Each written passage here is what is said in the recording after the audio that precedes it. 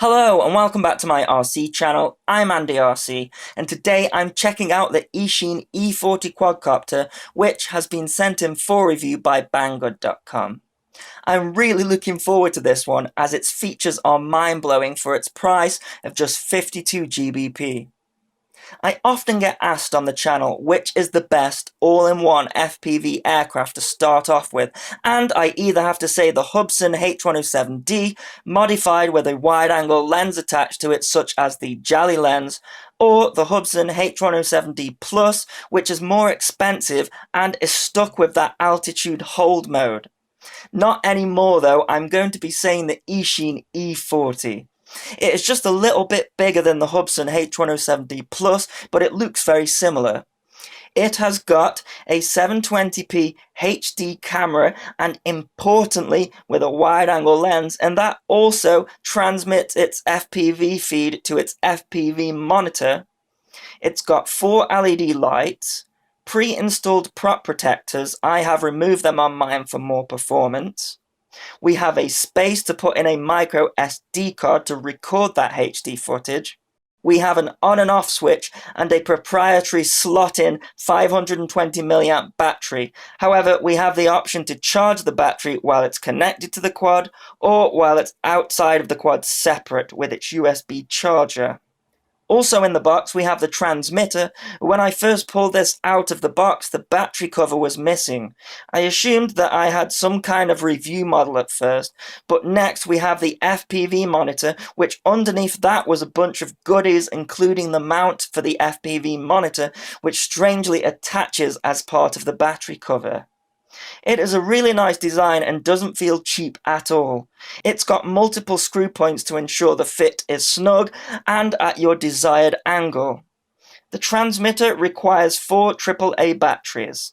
In the box you also get the USB charger to charge the quadcopter's battery, as well as a charger to charge the FPV screen, which does have a built-in LiPo battery. You get a screwdriver for securing the battery plate in place. I actually agree with this one as it keeps the FPV monitor mount in place at the same time. You get a set of spare blades too, which look like the rolling spider props. These props have the most amount of thrust for micro quadcopters, which is good to see on this model. You don't get a micro SD card with this one, you have to provide your own, but honestly I don't know how they are selling this quad at such a cheap price in the first place, so it's not a big deal for me. Onto the transmitter, and its control positions are pretty different.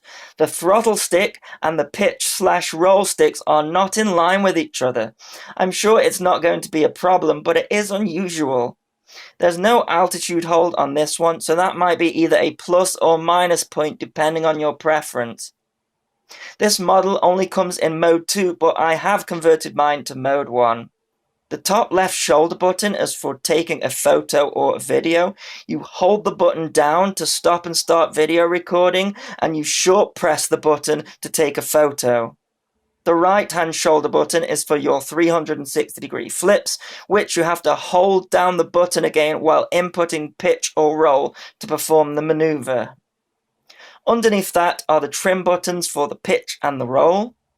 Then on the left-hand side, the up button switches the lights on and off. The down button gives you 3 different rate modes. The other 2 side buttons are for the yaw trim. The button just to the left of the power button is the headless mode, and the button to the right is 1 key return. So we have a lot of features on this quadcopter, I think you will agree. Let's go and take it for a fly. Now it's a moderately windy day here, but the medium rates are fighting against that wind no problem. The first thing I was blown away by was the quality of the HD cam, and also its ability to transmit the FPV signal perfectly at the same time with no frame rate drop or lag. We also have a slight on-screen display here. We have a timer at the bottom left of the corner which tells you how long you have been recording video for. We have a couple of icons at the top there. When you are recording video, the camcorder flashes there, and when you take a photo, the picture of the camera flashes, and we also have an icon of an SD card to show that we have an SD card inserted into the quadcopter. There is one drawback with this quad though. You might be noticing that I'm flying in really close, and that is because the control range of the transmitter is pretty weak. I was getting dropouts at around 15 meters, which isn't great for FPV. From what I saw from taking the transmitter apart to convert it to mode 1, is that the RF chip does not seem to have an amplifier installed, and it's also using the LT8910 chip, which is not supported by Deviation TX. So the option here would to be add a Wi-Fi booster. I have done this on the channel in the past, and I am tempted to add it to this because honestly this package that we have here is fantastic. Ironically, the video signal is crystal clear, and I would say that the power output of the video transmitter would be about 25 milliwatts of power, which far exceeds the control range.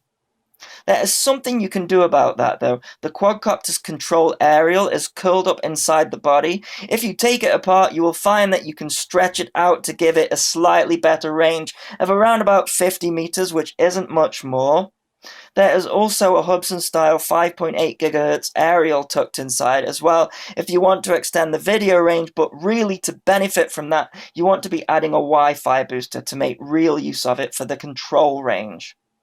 Flying-wise, the thing flies like it's on rails. Any bobbing up and down that you are seeing in this video is caused by me thinking that I'm flying my 250 mini quad, and of course, when I throttle to 0 on the Eachine E40, the props completely stop, and it causes the quad to look very unstable, which of course it doesn't do on my 250, so that is my fault.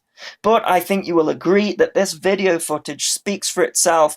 It's smooth, and when I put the aircraft into a pre-programmed flip, there's no wobbles at all when it levels out. It is perfectly tuned.